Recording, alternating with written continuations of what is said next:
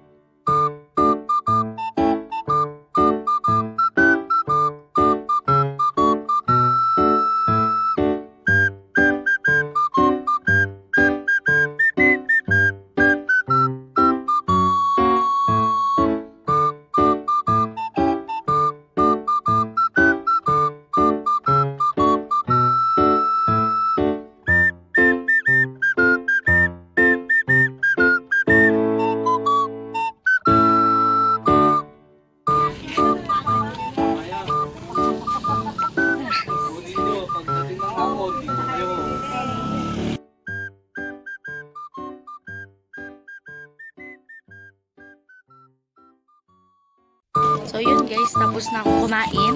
Siya hindi pa. Ayan.